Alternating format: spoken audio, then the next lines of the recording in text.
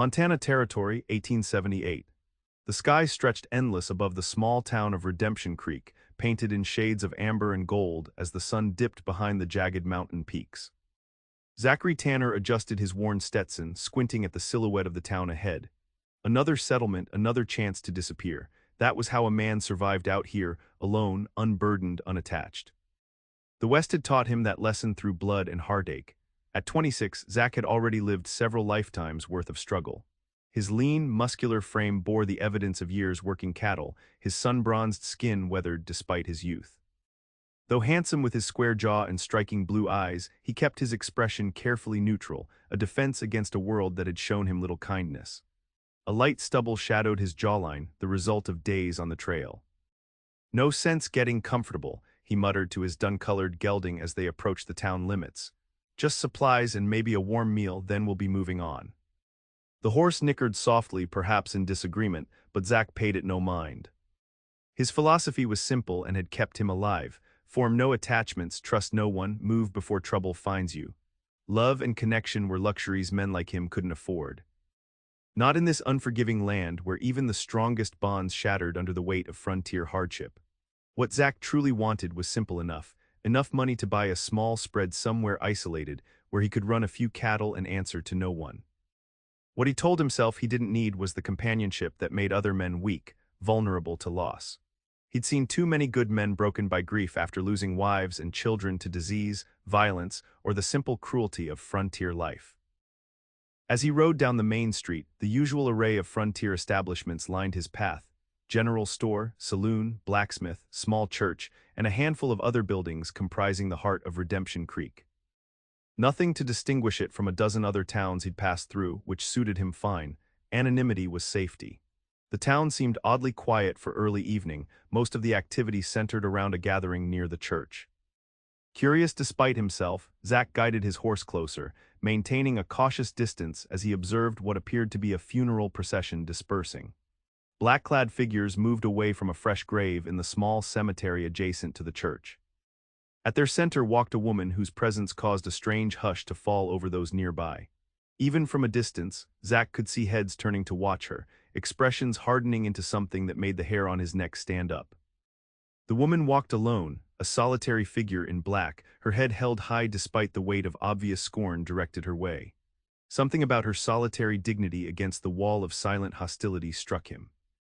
Before he could think better of it, Zach had dismounted and was leading his horse toward the general store, positioning himself to get a better look at the unfolding scene. She couldn't have been more than 22, her youth making the widow's weeds she wore seem all the more tragic. Golden blonde hair was pulled back beneath a black bonnet, her fair skin pale with grief but somehow luminous. Her dress, though simple mourning attire, couldn't disguise a slender, graceful figure. But it was her eyes that captured Zach's attention, a clear, defiant green that met the hostile stares around her without flinching. "Shame she's showing her face here," muttered a man near Zach. "James Lawson barely cold in his grave, and she has the nerve to walk among decent folk." "Always knew that marriage was trouble," a woman responded, not bothering to lower her voice. "Girl like that marrying a man 30 years her senior. Catherine Lawson will get what's coming to her now that her protector's gone." Zach stiffened at the undisguised malice. Whatever this woman had done to earn the town's contempt, the naked hatred directed at her on the day of her husband's burial struck him as particularly cruel. The widow, Catherine, faltered momentarily as two women deliberately turned their backs when she approached. For just a second her composure cracked, revealing a flash of raw pain that resonated with something broken inside Zach. Then she squared her shoulders and continued her solitary walk down the street. A tall, well-dressed man with silver at his temples broke away from the crowd, positioning himself directly in her path. From his bearing and the deference others showed him, Zach guessed he was someone of importance in Redemption Creek. "Mrs. Lawson," the man said, his voice carrying easily. "I believe we should discuss the matter of your husband's debts, my office tomorrow morning." "Judge Harrington," she replied, her voice surprisingly steady, "I've only just buried my husband." "Surely business can wait a few days." "Business waits for no one, especially those in precarious circumstances," the judge said, a smile not reaching his eyes. "Unless you've made other arrangements for settling what's owed." The implication hung in the air, causing titters among the onlookers. The young widow's cheeks flushed, but she held her ground. "I will come to your office the day after tomorrow, not before," she stated, attempting to step around him. The judge placed his cane in her path. "Your husband accumulated significant debts to me and others in this town. Without his protection, you might find Redemption Creek less than welcoming."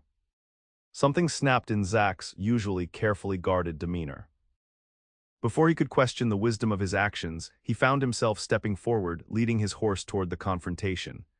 "Excuse me, ma'am," he said, tipping his hat politely to Catherine before turning to the judge. "Seems mighty disrespectful to harass a widow on burial day. Where I come from, folks at least wait until the dirt's settled." A hush fell over the gathered townspeople. The judge looked Zach up and down, taking in his trail-worn appearance with obvious disdain. "This doesn't concern you, stranger," he said dismissively. "Redemption Creek handles its own affairs." "I reckon common decency concerns everyone," Zach replied, his voice deceptively mild despite the tension running through him. "The lady said she'd call on you the day after tomorrow. Seems reasonable enough." Catherine Lawson stared at him, surprise replacing grief in her expression. Up close he could see the faint traces of tears on her cheeks, the redness around her extraordinary eyes. "And who might you be?" the judge demanded, clearly unaccustomed to being challenged. "Zachary Tanner, just passing through," Zach replied, meeting the older man's gaze steadily. "Looking for work, actually." "Well, Mr. Tanner, since you're so concerned with Mrs. Lawson's affairs, perhaps you should know she's in need of help with her late husband's ranch, though I doubt it will remain hers much longer." The judge's smile was cold. "Good day, Mrs. Lawson. I'll expect you at 9 o'clock 2 days hence." With that, he turned and walked away, leaving Catherine standing beside Zach in the middle of the street, the townspeople already dispersing with backward glances and whispers. "Thank you," she said quietly, "but you shouldn't have done that. You've just made yourself unwelcome in Redemption Creek before you've even had supper." Zach shrugged, wasn't planning on staying anyway. She studied him for a moment, those remarkable green eyes seeming to look straight through his carefully constructed walls. "Were you serious about looking for work, Mr. Tanner?" The question caught him off guard. "Usually am, ma'am.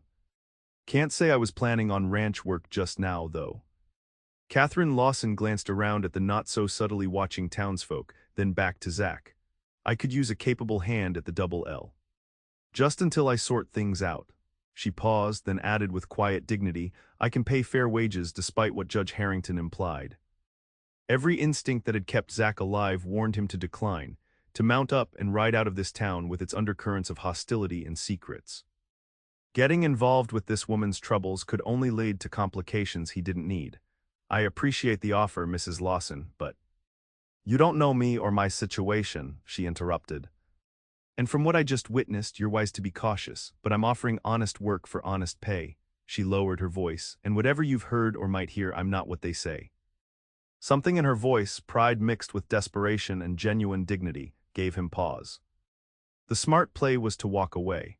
But as he looked at her standing alone against what clearly seemed to be the united front of Redemption Creek, Zach found himself doing exactly what he'd sworn never to do again: getting involved. "Where's your wagon?" he asked, resignation in his tone. "I'll see you home at least. We can discuss the job on the way." Relief washed across her face, making her appear even younger and more vulnerable. "Thank you, Mr. Tanner. My buggy is at the livery." As they walked side by side down the main street, Zach could feel the stares following them, could practically hear the rumors beginning.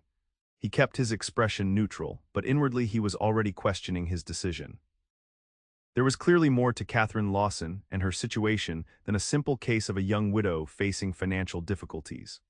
What Zach didn't realize as he led his horse beside the quietly dignified young widow was that his carefully constructed philosophy of detachment was about to be challenged in ways he couldn't imagine. The path he just stepped onto would force him to confront not just the hostile town of Redemption Creek, but the walls he'd built around his own heart. The Double L Ranch sat nestled in a picturesque valley about 5 miles outside town, a modest but well-maintained operation that showed signs of careful management. As Catherine guided the buggy down the long drive, Zach noted the sturdy barn, the neat fencing, and the small but solid ranch house. Not a large spread, but respectable enough. "My husband built most of it himself," Catherine said, following his gaze. "James was 53 when we married 3 years ago, but he worked like a man half his age." Zach nodded, processing the information. The age difference explained some of the town's attitude, though not the level of hostility he'd witnessed.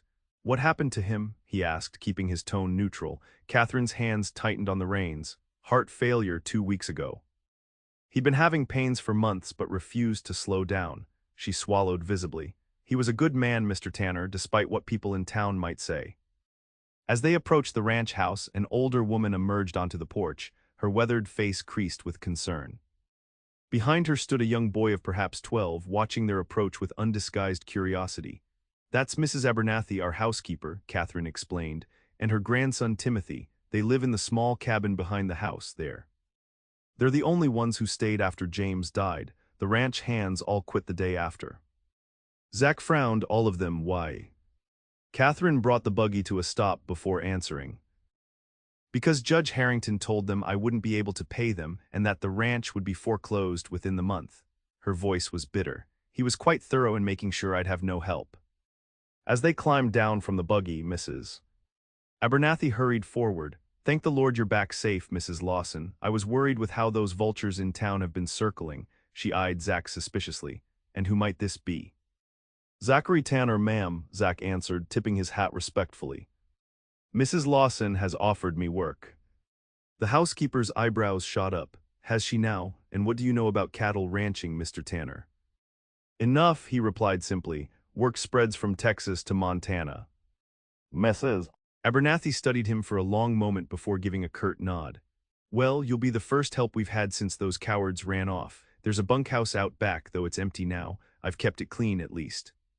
"Mr. Tanner can take his meals with us," Catherine said, "at least until we determine if the arrangement is suitable for both parties." The young boy had edged closer during the exchange, eyeing Zach's gun belt with particular interest. "Are you a gunslinger, mister?" he asked boldly. "Timothy," Mrs. Abernathy scolded, "mind your manners." Zach couldn't help a small smile. "No, son, just a cowhand who's learned it's wise to be prepared out here." Catherine gestured toward the house. "Please come in, Mr. Tanner. You must be hungry after your journey. We can discuss terms after you've eaten." The interior of the ranch house was modest but comfortable, with simple, well-made furniture and touches of feminine refinement that spoke of Catherine's influence. Handmade quilts, pressed wildflowers framed on the walls, shelves of books. It was the home of people who valued quality over ostentation, who built for permanence rather than show. Over a surprisingly substantial meal of beef stew and fresh bread, Catherine outlined the situation. The Double L ran about 200 head of cattle, had good water rights, and until recently had been turning a modest profit. But her husband had apparently taken loans from Judge Harrington and several other townsmen for a planned expansion, loans that had suddenly been called due upon his death. "I don't understand all the details," Catherine admitted. "James handled the business aspects, but I know this land is rightfully mine. He left everything to me in his will." "Which the judge is contesting," Mrs. Abernathy interjected, setting down a pie with more force than necessary. "Claiming a woman can't inherit property without a male relative to oversee it. Hogwash, but that's Harrington for you, always twisting the law to suit himself." Zach listened carefully, piecing together the situation. "How much is owed?" Catherine named a sum that made him whistle softly. "That's substantial but not impossible with 200 head. The problem is, I need to drive them to market myself," she finished.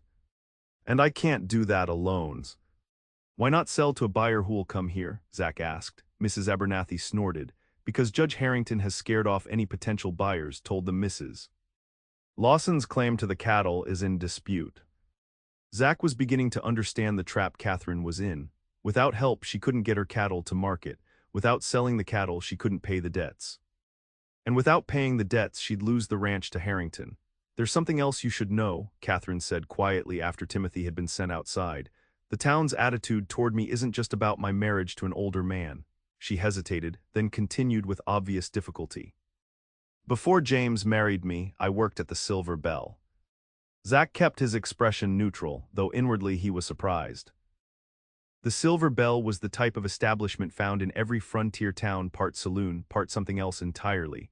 "I wasn't," she flushed. "I served drinks and sang, nothing more, though many assumed otherwise. James was kind to me, respected me when few others did. When he proposed, I accepted out of gratitude at first, but I grew to care deeply for him. Her eyes met Zach's defiantly. I've done nothing to be ashamed of, but this town has already judged me. They believe I married an older man for his money, and now they're waiting for me to fail. And Judge Harrington, Zach asked, sensing there was more to the story. A shadow crossed Catherine's face. He wanted to purchase my contract from the Silver Bell's owner before James stepped in. He's never forgiven either of us. The picture was becoming clearer. This wasn't just about debt collection. It was about revenge and acquisition. Harrington wanted Catherine broken and the ranch in his possession. I understand if you want to leave now, Catherine said, misinterpreting his silence. I wouldn't blame you. Zach considered his options carefully. The smart play was still to walk away. This wasn't his fight, and entangling himself in this situation offered nothing but trouble. Yet something about Catherine Lawson's quiet courage in the face of such unified contempt resonated with him. Perhaps it was because he recognized in her the same determination to survive that had driven him all these years. I'll stay, he said finally, at least until we get those cattle to market. After that, we'll see. The relief that washed over Catherine's face was almost painful to witness. Thank you, Mr. Tanner. I can't offer much in wages right now, but...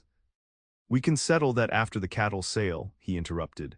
For now, I'd like to see the herd and get the lay of the land. Tomorrow, I'll ride into town and see if I can find a few more hands willing to work despite Harrington's influence. As he followed Catherine out to inspect the property, Zach tried to ignore the voice in his head telling him he'd just made a serious mistake. Getting involved with Catherine Lawson's problems meant postponing his own plans, risking confrontation with a powerful local judge, and worst of all, allowing himself to care about someone else's fate. Yet watching her point out features of the ranch, her knowledge and obvious love for the place evident in every word, Zach couldn't bring himself to regret his decision. For the first time in years, he was doing something that felt right, even if it wasn't smart. What he didn't realize was that the simple act of standing beside Catherine Lawson had already set in motion events that would challenge everything he believed about himself and the harsh world he'd navigated alone for so long. The next morning dawned clear and cool, with the promise of heat later in the day. Zach rose before sunrise, his habits of early rising ingrained after years on the trail. He found the ranch's operations in better shape than he'd expected. The cattle looked healthy, the fences were solid, and the equipment was well maintained. What the Double L lacked wasn't resources but manpower. Over breakfast, he outlined his plan to Catherine. I'll head into town, see if I can round up at least 2 or 3 hands. We'll need that many minimum to drive the herd to the railhead at Fort Benton. Catherine nodded, pouring him another cup of coffee. Be careful in town, Mr. Tanner. Judge Harrington has considerable influence.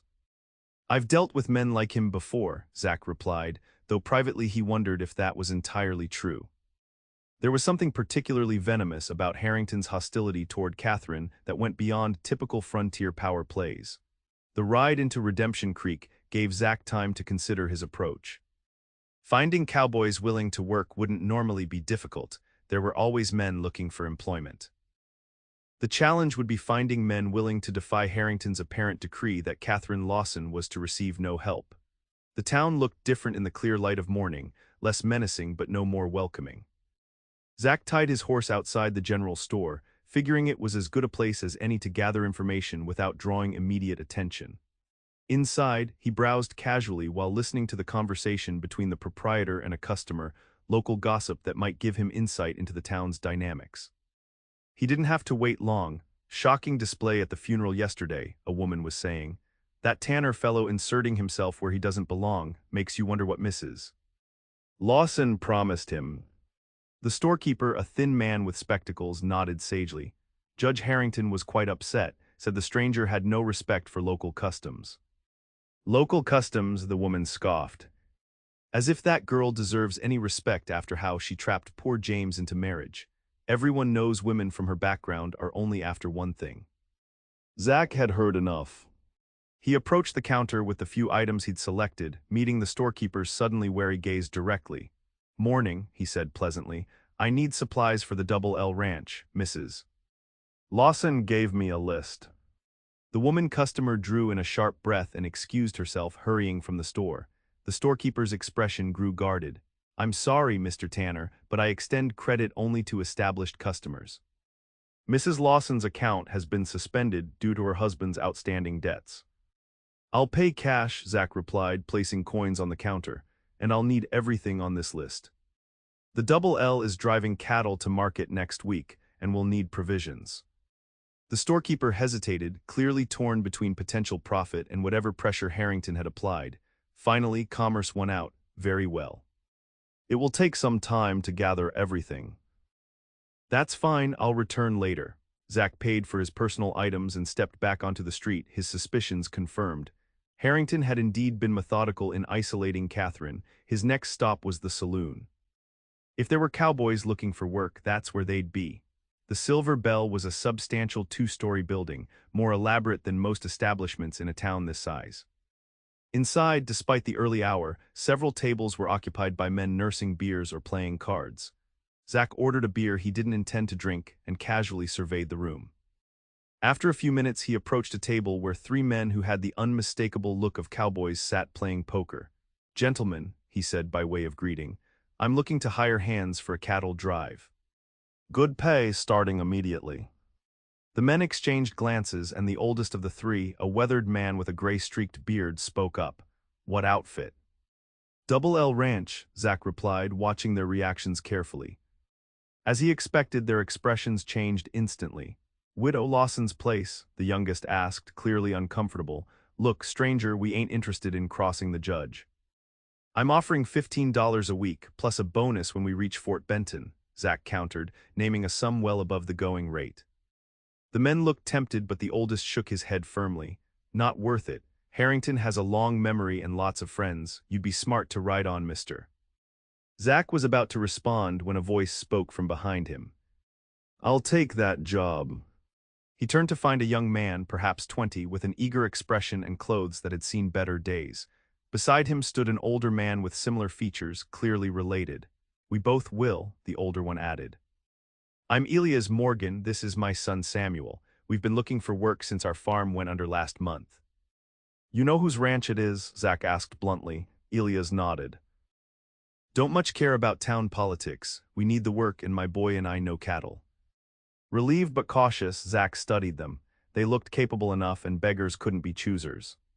"When can you start?" "Right now," Samuel said eagerly. "We've got our gear at the boarding house." "Get it," Zach instructed. "Meet me in front of the general store in an hour." As the Morgans departed, the bartender approached, wiping a glass with a dirty rag. "You're making a mistake, mister," he said quietly. "Judge Harrington doesn't take kindly to people interfering in his business." "I wasn't aware hiring help was interfering in anyone's business," Zach replied evenly. The bartender leaned closer. "Listen, I got nothing against Catherine. She worked here for 2 years, was always decent, but Harrington's been waiting for old man Lawson to die for years. He wants that water rights agreement that comes with the Double L property." Water rights? This was the first Zach had heard of such a thing. "The Double L controls access to Redemption Creek's primary water source," the bartender explained.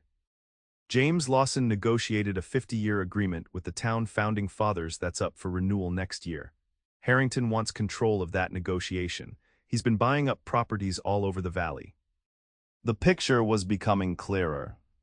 This wasn't just about a personal vendetta against Catherine, though that was clearly part of it. This was about control of the most valuable resource in the West, water.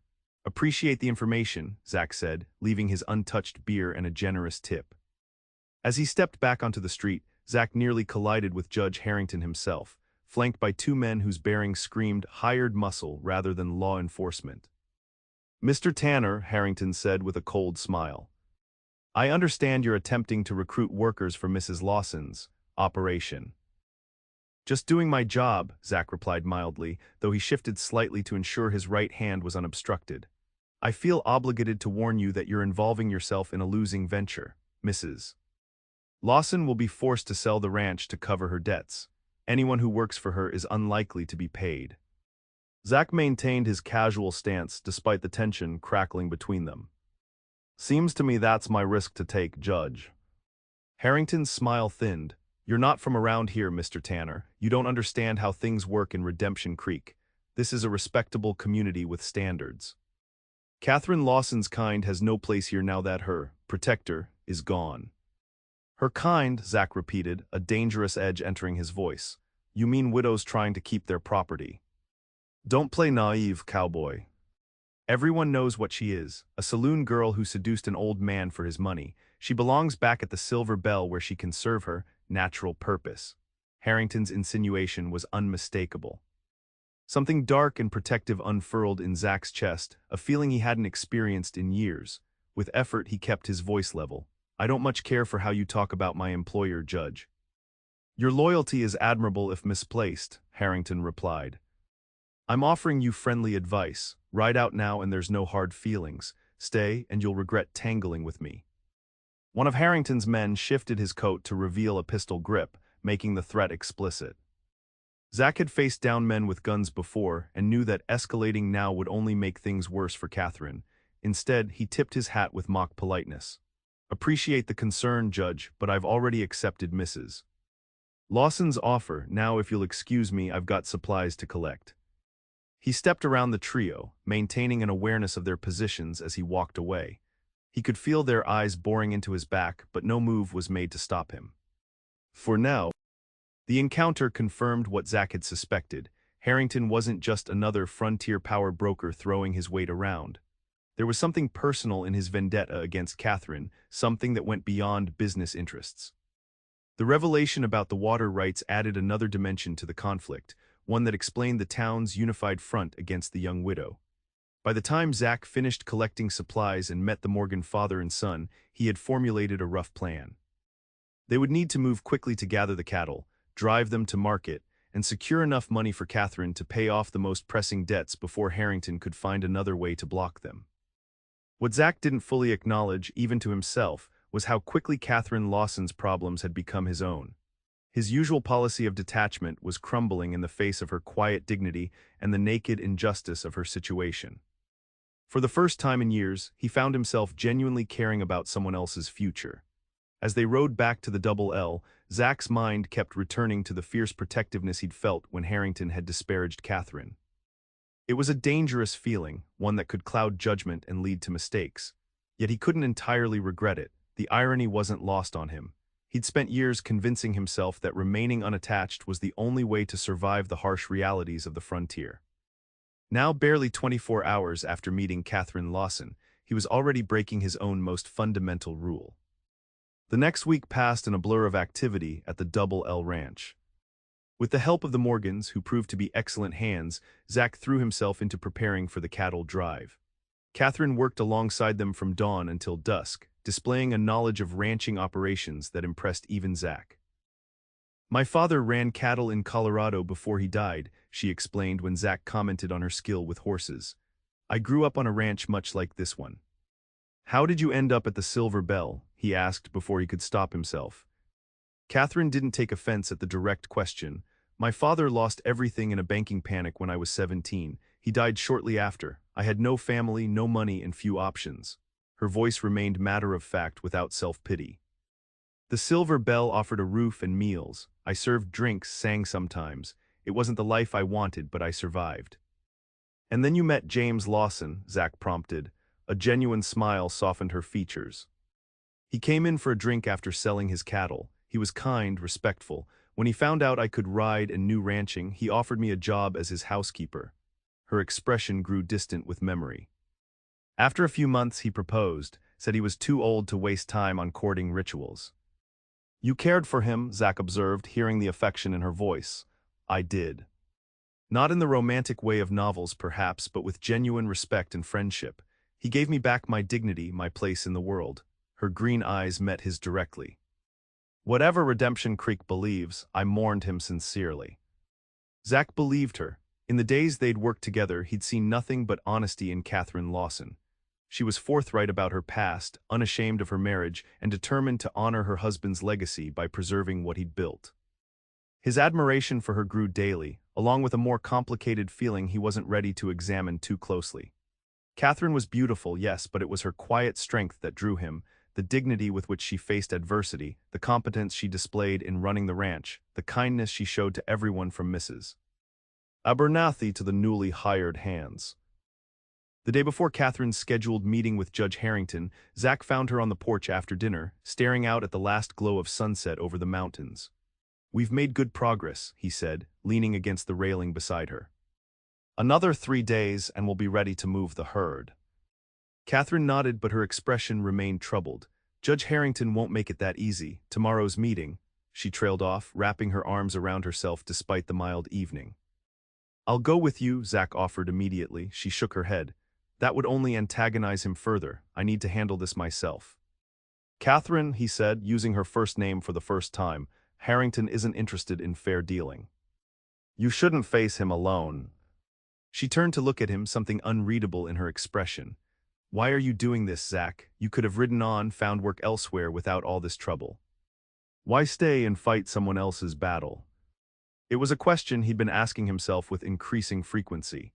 The answer that came to him now was simple but profound. "Because it's the right thing to do," he said quietly.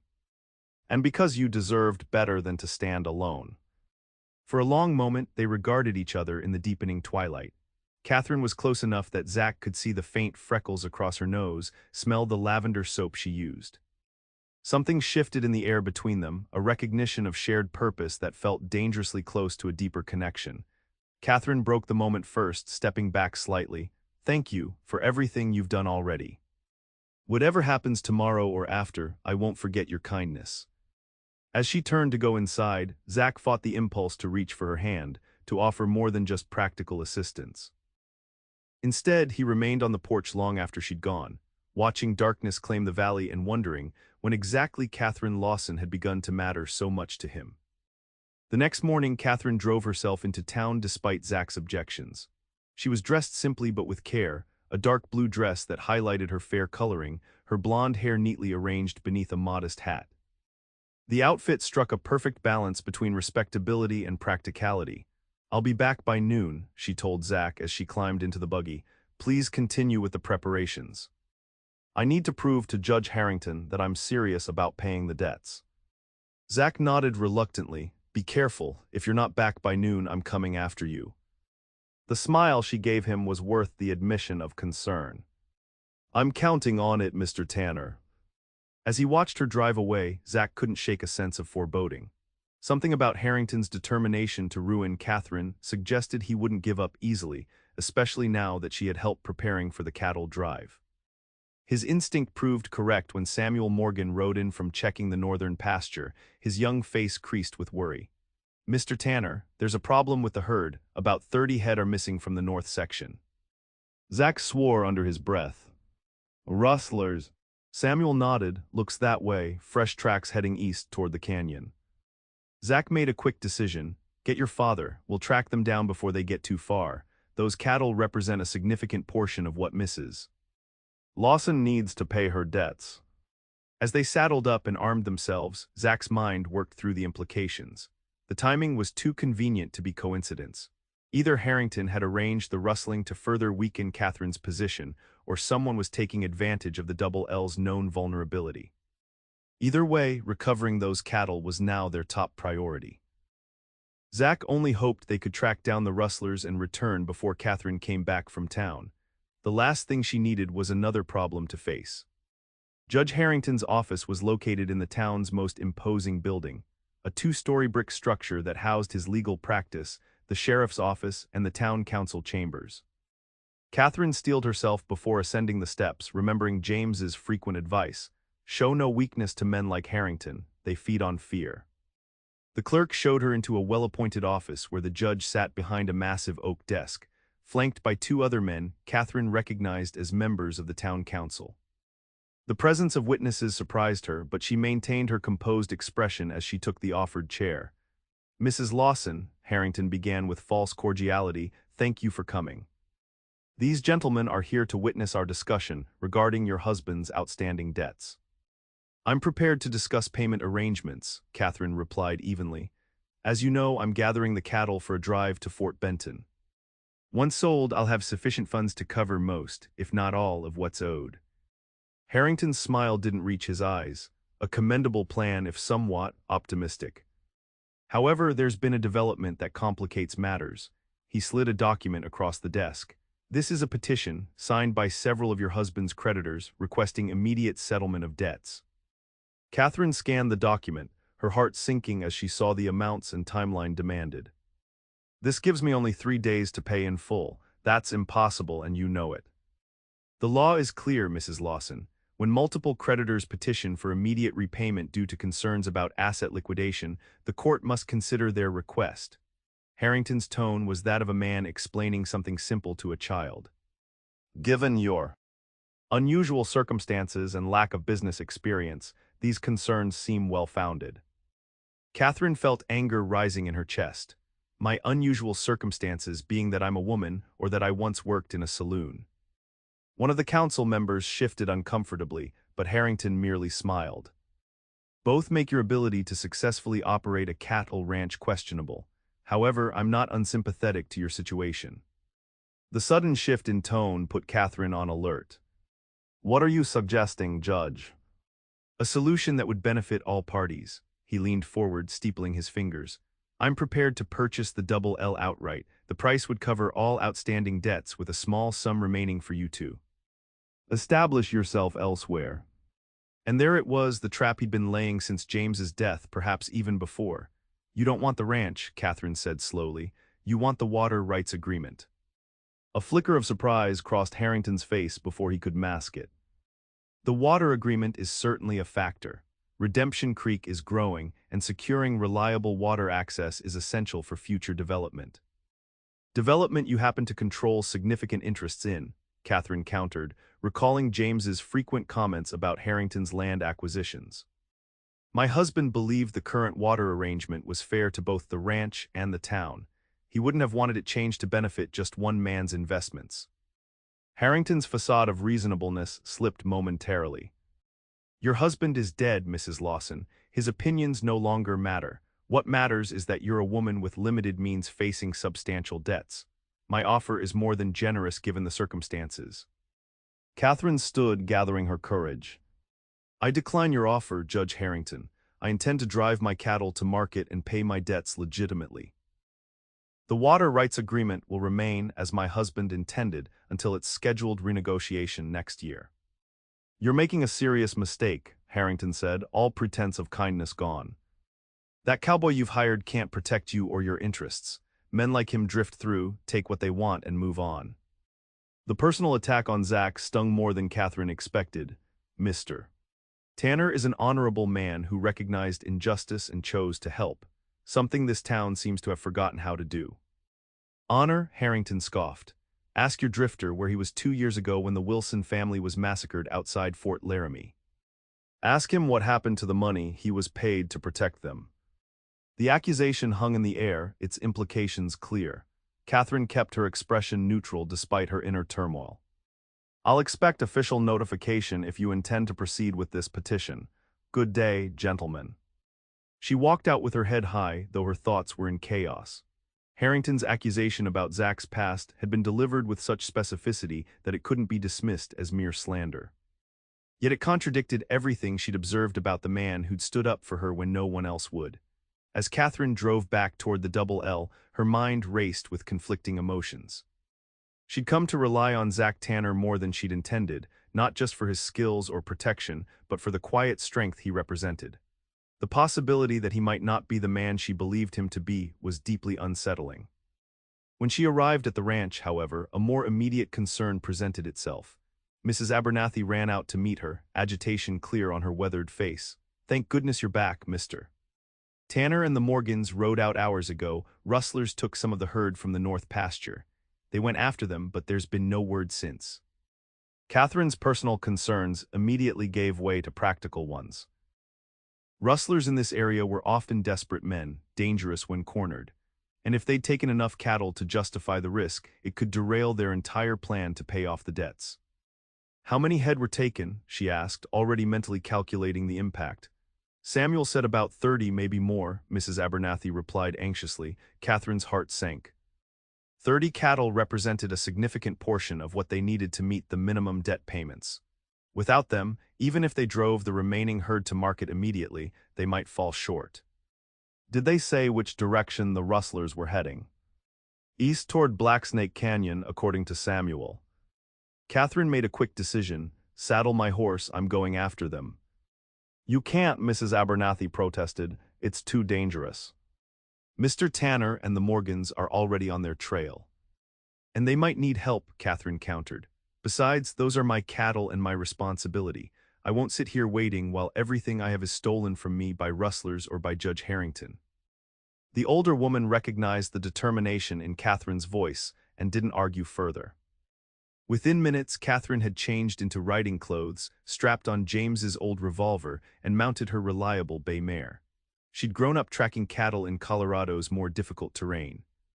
Blacksnake Canyon held no terrors for her. As she rode east, following the obvious trail of multiple horses and cattle, Catherine pushed aside her doubts about Zach's past. Whatever truth lay behind Harrington's accusation would have to wait. Right now, recovering those cattle was all that mattered. The trail led steadily eastward for several miles before turning abruptly north toward the canyon entrance. Catherine slowed her pace, approaching more cautiously. The narrow passage with its towering rock walls was perfect for an ambush, and she had no intention of riding blindly into danger. Dismounting, she secured her horse in a small grove of cottonwoods and proceeded on foot, staying close to the canyon wall. The sounds came to her before the sight, men's voices raised in anger, the nervous lowing of cattle, and then, unmistakably, a gunshot. Catherine quickened her pace, heart pounding. As she rounded a bend in the canyon, the scene unfolded before her, a natural box canyon where about 30 head of double L cattle were corralled against the far wall. Near them, 5 rough-looking men had taken positions behind rocks and a hastily constructed barricade of fallen timber. And pinned down behind inadequate cover on the canyon's opposite side were Zach and the Morgans.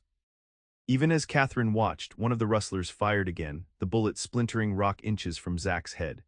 The situation was clearly at a stalemate. The rustlers couldn't move the cattle without exposing themselves, but Zach and the Morgans couldn't advance without crossing open ground under fire. Catherine assessed her options quickly. She had the advantage of surprise and elevation, but only one weapon with limited ammunition. Using it effectively would require getting closer. Moving with the stealth she'd learned tracking game as a girl, Catherine worked her way along a narrow ledge that ran about 15 feet above the canyon floor. Her goal was simple. Reach a position where she could fire down into the rustlers' makeshift fort, breaking the stalemate. She was nearly in position when loose rock shifted beneath her foot, sending a small cascade of pebbles down the canyon wall. The sound, amplified by the canyon's acoustics, immediately drew attention. "Up there," one of the rustlers shouted, swinging his rifle toward her position. Catherine didn't hesitate.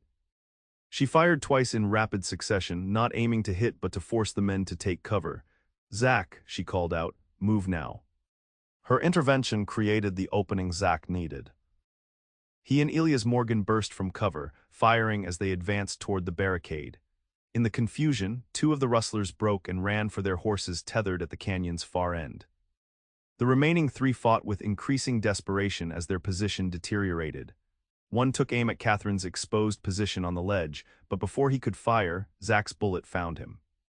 Another fell to Elias Morgan's shot as he attempted to flee. The last rustler, seeing his companions dead or fled, threw down his weapon. "Don't shoot, I surrender." The suddenness with which the violence ended was almost shocking. One moment the canyon echoed with gunfire, the next, an eerie quiet descended, broken only by the nervous movement of the cattle. Catherine made her way carefully down from the ledge as Zach secured the surviving rustler. When she reached the canyon floor, she found herself face to face with a clearly angry Zachary Tanner. "What the hell were you thinking?" he demanded, his blue eyes blazing. "You could have been killed."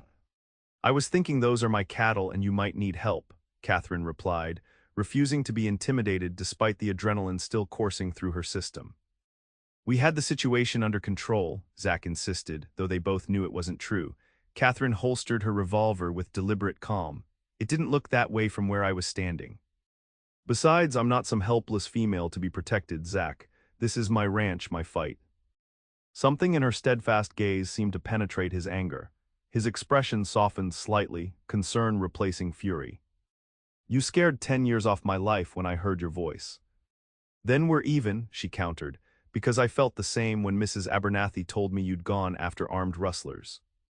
Their eyes held for a long moment mutual concern and something deeper passing between them.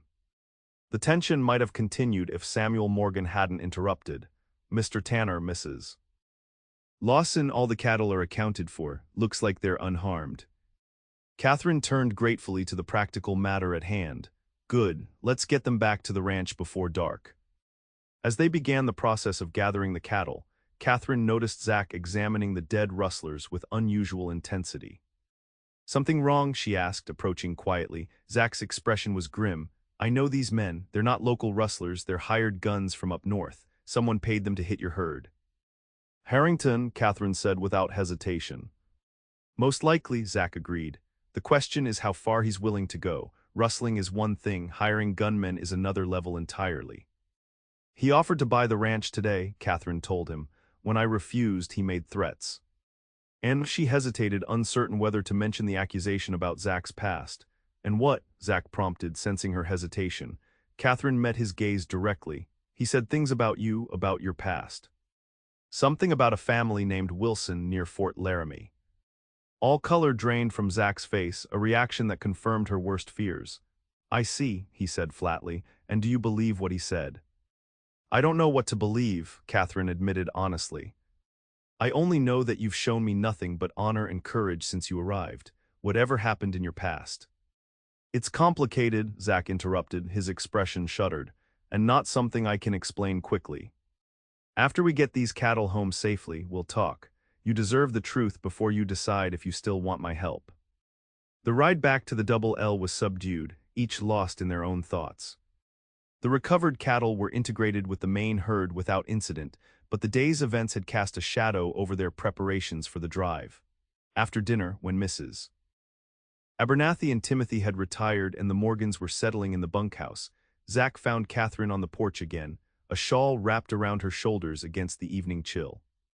I promised you the truth, he said without preamble, settling beside her on the porch step. Catherine nodded, bracing herself for whatever revelations might come. I'm listening. Zach stared out into the darkness for a long moment before beginning.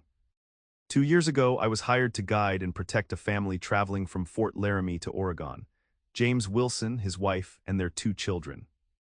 His voice was flat, emotionless, as if distancing himself from the story he was telling. We were 3 days out when they were attacked, not by Indians, as Harrington probably implied, but by white men disguised as Indians. I was scouting ahead when I heard the shots. What happened? Catherine asked gently when he paused. I rode back as fast as I could, but I was too late. They'd killed everyone, even the children, and taken everything of value. His hands clenched into fists. I tracked them for weeks. Found them eventually in a mining camp in Idaho, 3 men. Catherine could guess the rest. You killed them. Zach nodded once sharply. All 3. Found the money they'd stolen from the Wilsons, too. I returned it to the authorities at Fort Laramie, along with my statement about what happened. Then why would Harrington use this against you? Catherine asked, confused. You did nothing wrong. Because of how it looked, Zach explained grimly. A family massacred their guide, the only survivor, returning weeks later with a story about bandits and revenge. Some believed I'd arranged the attack myself, killed the family for their money, then had second thoughts. That's ridiculous, Catherine protested. If that were true, why would you have returned the money? That's what cleared me eventually. That and the testimony of a trapper who'd seen the actual attackers. But by then, he trailed off, his expression bleak. By then, the rumors had spread. In some places, I'm still known as the guide who got the Wilson family killed, or worse, arranged their deaths.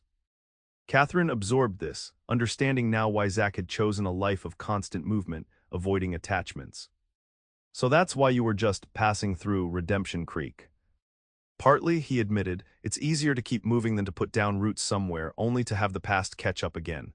He turned to look at her directly. Now you know. I wouldn't blame you if you wanted me to leave. Catherine considered his story, measuring it against the man she'd come to know over the past week. The anguish in his eyes when he spoke of the Wilson family couldn't be feigned. Whatever demons haunted Zachary Tanner, she was certain they were not of his own making. I want you to stay, she said firmly, not just for the cattle drive, but because I trust you, Zach. What happened to that family was tragic, but it wasn't your fault, and I don't believe for a moment that you had anything to do with their deaths. The naked relief that washed across his face was painful to witness. For perhaps the first time since she'd met him, Zachary Tanner's carefully maintained defenses crumbled completely, revealing a vulnerability that matched her own. "Thank you," he said simply, his voice rough with emotion. "Not many would." Catherine reached out impulsively, covering his hand with her own. "I'm not many. I'm someone who knows what it's like to be judged unfairly, to have your past twisted into something you don't recognize." His hand turned beneath hers, fingers intertwining with a gentle pressure that sent warmth spreading through her despite the evening chill. For a long moment they sat in companionable silence, connected in a way that went beyond words. Finally, Zach spoke again, his voice steadier. "Harrington knowing about my past complicates things. He'll use it against both of us if he can." "Let him try," Catherine said with unexpected fierceness. "We have the cattle, we have a plan, and we have the truth on our side. What more do we need?" Zach looked at her with something like wonder. "When I first saw you at the funeral, standing alone against the entire town, I thought you were either very brave or very foolish. Now I know you're simply the strongest person I've ever met." Catherine felt a blush warming her cheeks at the sincerity in his voice. "Not strong enough to face this alone," she admitted. "I'm grateful every day that you decided to stand with me." "So am I," Zach replied quietly. "For the first time in years, I feel like I'm exactly where I'm supposed to be." The significance of his words wasn't lost on her. For a man who had spent years avoiding connection, avoiding permanence, this was nothing short of a revelation. And for Catherine, who had accepted that the town's judgment would forever mark her as an outsider, Zach's presence represented something she'd thought lost forever, the possibility of being truly seen and accepted.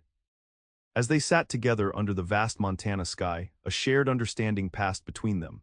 Whatever challenges Harrington and Redemption Creek might throw their way, they would face them together. And perhaps, in doing so, they might each find the healing they hadn't known they were seeking. The next morning brought a harsh reminder of the challenges ahead. Catherine found a notice nailed to the ranch gate, the formal petition Harrington had mentioned, demanding full payment of all debts within 3 days. The document bore the signatures of not only Harrington but 5 other prominent townsmen, making it a formidable legal threat. "This doesn't give us enough time to drive the herd to Fort Benton," Catherine said grimly, showing the notice to Zach. "Even if we left today, we'd never make it back in time." Zach studied the document carefully. "There might be another option. A cattle buyer named Henderson stops in Benton Creek every month on his way north. If he's there now, we could drive the herd to him instead. It's only a day and a half away." "Would he pay a fair price?" Catherine asked doubtfully. "Most buyers take advantage when they know you're desperate." "Henderson's reputation is better than most," Zach replied. "He might not pay top dollar, but he's honest. It's worth trying, especially since we don't have many alternatives." The decision was made quickly. They would drive the herd to Benton Creek immediately, hoping to encounter Henderson and secure a sale before Harrington's deadline expired. With the Morgans' help, they began gathering the cattle at first light the next day. Catherine insisted on accompanying them despite Zach's concerns. "I need to negotiate the sale myself," she said firmly. "Besides, I won't sit at home waiting while my future is decided elsewhere." The cattle drive itself was grueling but uneventful. They pushed the herd hard, making excellent time across the rolling Montana landscape. Catherine proved her worth repeatedly, handling her share of the work with skill and determination that impressed even the taciturn Elias Morgan. By mid-afternoon of the second day, they reached Benton Creek, a settlement smaller than Redemption Creek but with a well-established cattle yard where buyers and sellers conducted business. To their immense relief, Henderson's distinctive wagon was visible near the yards. "Wait here with the cattle," Zach instructed the Morgans. "Mrs. Lawson and I will speak with Henderson." As they approached the cattle buyer, Zach felt Catherine tense beside him. "Let me do the talking at first," he murmured. "Henderson respects straight dealing, but he'll try to lowball us if he senses desperation." Henderson proved to be a corpulent man with shrewd eyes and a businesslike manner. He greeted Zach with recognition. "Tanner, isn't it? Worked for the Bar T outfit a few years back." "That's right," Zach confirmed. "I'm helping Mrs. Lawson here bring her cattle to market, 200 head prime condition ready for sale today." Henderson's gaze shifted to Catherine, assessing but not disrespectful. "Mrs. Lawson, James Lawson's widow from over Redemption Creek Way." Catherine nodded, maintaining the composed demeanor she'd perfected in the face of the town's hostility. Yes, Mr. Henderson. My husband spoke highly of your fair dealing. James was a good man, Henderson said, surprising them both with what seemed like genuine regret. Heard about his passing, my condolences. He cleared his throat. Now about those cattle. I wasn't planning to buy this far south, but I might be persuaded if the price is right. Mind if I take a look? The inspection went well. Henderson was clearly impressed with the condition of the herd, though he hid it beneath a professional poker face. When they returned to his office, a small cabin near the cattle yards, the real negotiation began. Henderson named a price that, while not insulting, was well below what the cattle were worth. Catherine, following Zach's earlier advice, showed no reaction. That's considerably less than market value, Mr. Henderson, she said calmly, especially for cattle in this condition. Market's soft right now, Henderson countered. And driving them all the way to Fort Benton would cost you in weight loss and time. True, Catherine acknowledged, but these cattle represent my husband's legacy and the future of the double. I can't accept less than their worth. She named a counterfigure that made Henderson's eyebrows rise. That's ambitious, Mrs. Lawson. It's fair, she replied simply, and I believe my husband would say the same. Something in her quiet dignity seemed to reach Henderson. After a moment's consideration, he named a new figure, still below Catherine's request but substantially higher than his original offer. That's my final offer, he said. Take it and I can have payment ready within the hour. Refuse, and you'll need to drive them to Fort Benton and take your chances there. Catherine glanced at Zach, who gave a subtle nod. The price would cover the debts with a small margin remaining, not ideal, but enough to keep the ranch afloat. We have a deal, Mr. Henderson, she said, extending her hand. The cattle buyer shook it firmly. Pleasure doing business with someone who knows their stock. Your husband taught you well. I knew cattle before I knew James, Catherine corrected gently, but thank you for the compliment. As Henderson counted out the payment, a substantial amount in cash and a bank draft for the remainder, Zach found himself filled with pride at Catherine's handling of the negotiation. She displayed exactly the right balance of knowledge, firmness, and grace. Their return journey to the Double L was considerably faster without the cattle to drive. They pushed hard, knowing that Harrington's deadline loomed just one day away. We did it, Catherine said as they rode side by side, the ranch buildings visible in the distance. Against all odds, we actually did it. Zach smiled at the genuine elation in her voice. You did it, Catherine. I just helped a little along the way. More than a little, she corrected. Without you, none of this would have been possible. The warmth in her gaze caused a corresponding heat to spread through Zach's chest. Over the past days, something had shifted between them, a deepening of the connection that had begun that first day in town.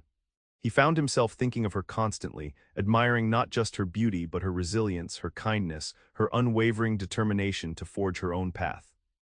These thoughts occupied him so completely that he almost missed the plume of smoke rising from the direction of the ranch. Almost, but not quite. Catherine, he said sharply, pointing. Look. Her eyes widened in alarm. That's coming from the Double L. Without another word, they both spurred their horses to a gallop, the Morgans following close behind. As they crested the final rise, the source of the smoke became clear. The bunkhouse was ablaze, flames leaping high into the afternoon sky. Mrs. Abernathy and Timothy were struggling with buckets of water, attempting to prevent the fire from spreading to the main house. Of greater concern were the three mounted men visible in the ranch yard, one of whom Zach recognized immediately as one of Harrington's men from town. Stay back, Zach warned Catherine as they approached, but she ignored him, riding straight toward her home with a reckless courage that both terrified and impressed him. What is the meaning of this? She demanded, reining in her horse sharply. The leader of the three men, a hard-faced individual with a deputy's badge pinned to his vest, regarded her coldly. Executing a legal order, Mrs. Lawson. Judge Harrington authorized us to begin inventory of assets for debt collection. By burning down my bunkhouse, Catherine's voice cracked with outrage. That was an unfortunate accident, the man replied without a trace of remorse. Perhaps if you'd been here instead of gallivanting about the countryside, it could have been prevented. Zach moved his horse forward, positioning himself between Catherine and the men. You've delivered your message, now get off this property. The deputy's hand drifted toward his holstered pistol. Careful, Tanner, interfering with official business is a jailable offense. There's nothing official about arson, Zach countered, his own hand resting near his gun. And the debts these orders are based on are about to be paid in full. A flicker of uncertainty crossed the deputy's face. That's so. Yes, Catherine confirmed, producing the bank draft and remaining cash from her saddlebag. We sold the cattle. Every debt will be settled tomorrow with documentation. The deputy exchanged glances with his companions, clearly caught off guard by this development. Well, that doesn't change today's orders. We're to remain here until the judge can verify. Get off my land, Catherine interrupted, her voice low and dangerous. Now, or I'll have Mr. Tanner file charges against you for destruction of property. For a tense moment, it seemed the confrontation might escalate further. Then, with obvious reluctance, the deputy signaled his men to withdraw. Judge Harrington will hear about this, he warned as they turned their horses. Count on it, Catherine replied. I'll be speaking with him personally tomorrow. As the unwelcome visitors rode away, Catherine dismounted and hurried to help Mrs. Abernathy with the fire. By working together, they managed to contain the blaze to the bunkhouse, though the structure itself was beyond saving. They just rode up and started poking around, Mrs. Abernathy explained breathlessly once the immediate danger had passed. When Timothy tried to stop them from entering the house, one of them shoved him against the stove in the bunkhouse. Next thing we knew, the place was on fire and they were laughing about it. Catherine's face was a mask of controlled fury. This ends tomorrow. One way or another, Judge Harrington will learn he can't terrorize us any longer. That night, after a subdued dinner during which they discussed strategies for the next day, Zach found Catherine once again on the porch. The destruction of the bunkhouse meant the Morgans were now sleeping in the barn, while Zach had been offered the small guest room in the main house. You should get some rest, he said, joining her at the railing. Tomorrow will be challenging. Catherine nodded, though she made no move to go inside. I keep thinking about what Harrington might try next. Even after we pay the debts, he won't give up easily. The water rights are too valuable. We'll handle whatever comes, Zach assured her. For now, focus on the victory we've already achieved. Most people in your position would have given up long ago. She turned to face him, her expression suddenly vulnerable in the soft lamplight spilling from the house windows. And what about you, Zach? Once the debts are paid and Judge Harrington is dealt with, will you move on? The question caught him off guard, though he'd been asking himself the same thing with increasing frequency. The truth was, the thought of leaving Catherine and the double L filled him with a sense of loss he hadn't experienced in years. I don't know, he admitted honestly. For a long time, moving on was all I knew how to do. But now, she prompted softly when he hesitated, now I'm not sure that's what I want anymore. He took a step closer to her, close enough to see the flecks of gold in her green eyes. Catherine, these past weeks. Being here, working alongside you, it's made me question everything I thought I knew about myself. Her breath caught audibly. What do you mean? I mean that for years I've told myself that staying unattached was the only way to survive out here. That caring about people, putting down roots, it only led to pain. His voice dropped to a near whisper. But watching you fight for this place, for your future, it's made me wonder if I've been wrong all along. Catherine's eyes searched his face, hope and uncertainty warring in her expression. And what have you decided? I've decided that some things are worth the risk, he said simply. Some people are worth fighting for, worth staying for.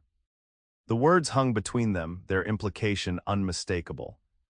For a breathless moment, neither moved. Then Catherine closed the remaining distance between them, her hand coming to rest lightly on his chest. I've never asked anyone to stay for me before, she whispered. I'm not even sure I know how. You don't have to ask, Zach replied, reaching up to brush a strand of golden hair from her face. I'm offering. Her eyes fluttered closed at his touch, and when they opened again, they held a certainty that matched his own. Slowly giving her every chance to pull away, Zach lowered his head until his lips met hers in a kiss that began gently, but quickly deepened with shared hunger and long-denied need. Catherine's arms wound around his neck as she pressed herself against him, returning his kiss with a passion that left no doubt about her feelings. When they finally broke apart, both breathless, Zach rested his forehead against hers. I think I've been waiting to do that since the moment I saw you, he admitted. Catherine's laugh was soft and wonderfully uninhibited. And I've been hoping you would since the day you stood up for me in town. The simple honesty of their exchange settled something in Zach's chest. a restlessness that had driven him for as long as he could remember. Here, with this remarkable woman in his arms, he felt for the first time in years the possibility of belonging somewhere, of having a future beyond mere survival. "Tomorrow we face Harrington," he said, reluctantly drawing back slightly. "And whatever comes after that we face together." "Agreed." "Agreed," Catherine replied without hesitation, sealing the promise with another kiss that carried them both well past propriety and into a realm of possibility neither had dared imagine until now. The next morning, Catherine and Zach rode into Redemption Creek together, the bank draft and remaining cash secured in Catherine's saddlebag. The town seemed unusually quiet as they made their way to the bank, townsfolk watching their passage with undisguised curiosity. Inside the bank, Catherine approached the manager, a nervous man named Wilkins who had been among the signatories on Harrington's petition. His surprise at seeing her was poorly concealed. "Mrs. Lawson, I wasn't expecting you today." "I'm here to settle my husband's outstanding debts, Mr. Wilkins," Catherine replied, placing the bank draft and cash on his desk. "This should cover everything owed to the bank with the appropriate documentation." Wilkins examined the draft with obvious disbelief. "This is most unexpected. The judge indicated you would be unable to meet your obligations." "The judge was mistaken," Catherine said simply. "Now, I'll need receipts showing the debts have been paid in full, please." While Wilkins processed the payment, Catherine and Zach exchanged satisfied glances. One debt down, several more to go. Over the next 2 hours, they methodically visited each creditor named in the petition, settling accounts and collecting proof of payment. The reactions varied from shock to grudging respect, but the result was the same. By midday, every debt listed in Harrington's petition had been paid in full. Only one task remained, confronting the judge himself. They found him in his office, obviously surprised by their unannounced arrival. He recovered quickly, however, greeting them with the same false cordiality he'd shown before. "Mrs. Lawson, Mr. Tanner. To what do I owe this unexpected visit?" Catherine placed the stack of receipts on his desk. "Every debt listed in your petition has been paid in full, Judge Harrington. I'm here to inform you that any legal action against the Double L Ranch is now without foundation." The judge examined the receipts with narrowed eyes, his composure slipping momentarily. "I see you've been resourceful." "We sold the cattle at fair market value," Catherine replied evenly, "just as I told you we would." "Well, this is most impressive," Harrington conceded, though his smile never reached his eyes. "However, there is still the matter of the unfortunate incident at your property yesterday." "You mean the arson committed by your men?" Zach asked bluntly. "The same men who assaulted a child and destroyed private property." Harrington's expression hardened. "Those are serious allegations, Mr. Tanner. My deputies were merely executing a legal order. Any damage was accidental and regrettable." "Save your excuses, Judge," Catherine interrupted. "We both know what you were trying to do, just as we both know why you want the Double L so badly." "And what might that be, Mrs. Lawson?" Harrington asked, his tone dangerously soft. "The water rights," she stated flatly. "You've been buying land throughout the valley, planning developments that will require more water than the current agreement allows. Without control of the Double L and its water rights, your plans are worthless." For a moment, naked rage flashed across Harrington's features before he mastered himself. "You understand nothing about progress or development, Mrs. Lawson. Redemption Creek could be a thriving city with the right investments and infrastructure. Your husband's outdated water agreement stands in the way of prosperity for everyone." "My husband's agreement ensures fair access for all, not just those who can afford your inflated prices," Catherine countered. "And it will remain in place until its scheduled renegotiation next year." Harrington leaned forward, abandoning all pretense of civility. "Do you really think paying a few debts ends this?" "You're a woman alone." "She's not alone," Zach interjected, his voice quiet but carrying unmistakable steel. "And she never will be again." The implication wasn't lost on Harrington, whose gaze shifted between them with growing comprehension. "So that's how it is," he said with contempt. "The saloon girl and the drifter with blood on his hands, how fitting." "Choose your next words carefully, Judge," Zach warned, his hand dropping to rest near his holstered pistol. "I've tolerated your slander against Mrs. Lawson and myself out of respect for the law you claim to uphold, but my patience has limits." The tension in the room was palpable, the confrontation balanced on a knife's edge. It was Catherine who diffused it, placing her hand lightly on Zach's arm. "We didn't come here for threats, Judge Harrington," she said calmly. "We came to inform you that your petition has been satisfied and to deliver a message. The Double L Ranch is not for sale. Not now, not ever. Whatever schemes you had involving our property end today." Harrington's smile was cold and confident. "You may have won this skirmish, Mrs. Lawson, but the war is far from over. Redemption Creek has a long memory for those who defy its interests." "So do I," Catherine replied, gathering the receipts. "And unlike you, I have nothing to hide. Good day, Judge." As they turned to leave, Harrington called after them. "Tanner, a word of advice, men with pasts like yours shouldn't get too comfortable anywhere. The truth has a way of surfacing when least expected." Zach paused at the door, looking back with unexpected calmness. "You know what I've learned, Judge? The truth isn't what men like you say it is. It's what honest people recognize when they see it." His gaze met Catherine's, drawing strength from her presence, "and I'm not running from it anymore." Outside, as they mounted their horses to return to the ranch, Catherine couldn't suppress a smile of satisfaction. "Did you see his face when I put those receipts on his desk?" For once, the great Judge Harrington was speechless. "He won't give up easily," Zach cautioned. "Men like him don't accept defeat gracefully." "I know," Catherine acknowledged. "But for today at least we've won. The ranch is secure, the debts are paid, and," she hesitated, a faint blush coloring her cheeks, "and we have each other." Zach's expression softened as he looked at her. This remarkable woman who had faced down a town's contempt with unwavering dignity, who had fought for her home with every resource at her command, who had somehow breached the walls he'd built around his heart. "Yes," he agreed simply, "we do." As they rode back toward the Double L, side by side under the vast Montana sky, Zach realized with quiet amazement that for the first time in years, he was riding toward something rather than away. Toward a home, toward a future, toward the kind of love he'd convinced himself didn't exist for men like him. The path ahead wouldn't be easy. Harrington's threat still hung over them, and Redemption Creek's hostility wouldn't disappear overnight. But facing those challenges together seemed not just possible, but right in a way nothing had felt since before the tragedy that had sent him wandering. Catherine Lawson had given him something he'd never expected to find in this harsh frontier, a reason to stand his ground. And in doing so, she'd helped him rediscover the man he was always meant to be. Epilogue. 3 months later, Redemption Creek was abuzz with an unprecedented event, a wedding at the Double L Ranch. Despite initial reluctance, curiosity had eventually overcome hostility, and many townspeople had accepted the invitations sent by Catherine Lawson, now poised to become Catherine Tanner. The ranch itself was transformed for the occasion.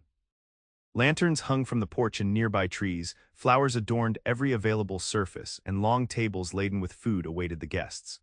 The bunkhouse had been rebuilt, larger and sturdier than before, and the Morgans, now permanent employees, had decorated it with bunting for the celebration. Inside the ranch house, Catherine stood before the mirror in her bedroom, hardly recognizing herself in the elegant cream-colored gown Mrs. Abernathy had helped her alter. At 22, she was about to begin a new chapter in a life already filled with more challenges than many faced in decades. A knock at the door preceded Mrs. Abernathy's entrance, her weathered face creased in a rare, unrestrained smile. "You look beautiful, my dear. Your parents would be so proud of you today." Catherine blinked back unexpected tears. "Thank you, for everything, for staying when others left, for believing in me." Pshaw, the older woman dismissed, though her own eyes looked suspiciously bright. "I know quality when I see it, always did, that's why I stayed." She adjusted Catherine's veil with gentle hands, "and why I knew that Zachary Tanner was different the moment he rode up. Some men are just cut from better cloth." Outside, the guests were gathering in the area between the house and the newly rebuilt bunkhouse, where an arbor had been erected for the ceremony.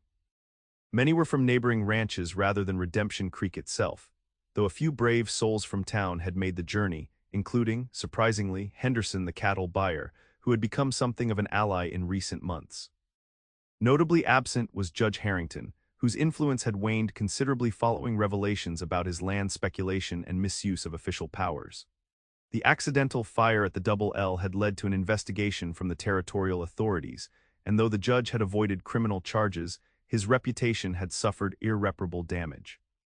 Last Catherine had heard, he was selling his properties and planning to leave Montana entirely. Zach waited beneath the flower-decked arbor, looking uncharacteristically nervous in his new suit. At 26, he had experienced more of life's hardships than most men twice his age, yet nothing had prepared him for the emotion of this moment.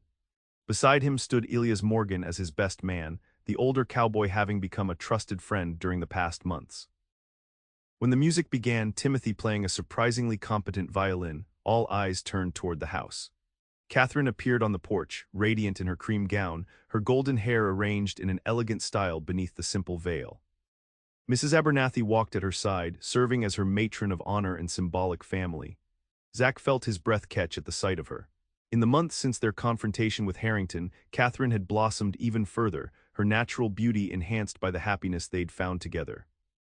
The ranch, too, had prospered under their joint management, with plans for expansion that would provide jobs and stability for others seeking a fresh start. As Catherine reached him beneath the arbor, taking his hands in hers, Zach was struck by how far they had both come from that first meeting outside the church. Two wounded souls who had found in each other not just love, but healing, purpose, and the courage to build a future neither had believed possible. The ceremony itself was simple but deeply meaningful. They exchanged traditional vows, their voices clear and confident in the late afternoon sunshine. When the minister pronounced them husband and wife, the guests erupted in genuine applause, the sound carrying across the valley that was now truly their home. The celebration continued well into the night, with music, dancing, and more food than even the hungriest ranch hands could consume. Catherine and Zach moved among their guests, accepting congratulations and well wishes with the easy grace of people secure in their place and their future. Late in the evening, as the festivities continued around them, they stole a moment alone on the porch where so many of their most important conversations had taken place. "Happy, Mrs. Tanner?" Zach asked, his arm around her waist as they gazed out at the lantern-lit ranch yard. "More than I ever imagined possible," Catherine replied, leaning into his embrace. "When James died and the town turned against me, I thought I would lose everything. Instead, I found something I didn't even know I was looking for." "As did I," Zach admitted, pressing a kiss to her temple. "For years, I convinced myself that the only way to survive was to keep moving, to trust no one, to expect the worst from every situation." "And now," she prompted, looking up at him with love that still took his breath away. "Now I know better," he said simply. "Now I know that sometimes standing your ground is more important than running, that trusting the right person isn't weakness but strength. That love isn't a luxury out here, it's a necessity." Catherine smiled, her green eyes reflecting the starlight. Who would have thought the town's scorn would lead to such happiness? "Perhaps we should send Judge Harrington a thank you note." Zach laughed, the sound free and unguarded in a way it had never been before he met her. "I think our happiness is thanks enough, and probably torment enough for men like him." As music drifted from the celebration behind them, Zach drew his bride into a dance, there on the porch where their journey together had truly begun. Around them, the Double L Ranch stretched peaceful and prosperous, a testament to Catherine's determination and their shared vision. In the days and years to come, Redemption Creek would gradually acknowledge what Catherine and Zach already knew, that true strength lay not in judgment or isolation, but in standing together against adversity. The young widow and the drifting cowboy had not only found love amid frontier hardship, but had built something lasting and meaningful from the ashes of their separate pasts. And in doing so, they had transformed not just their own lives, but the very definition of home in this wild, beautiful, unforgiving land.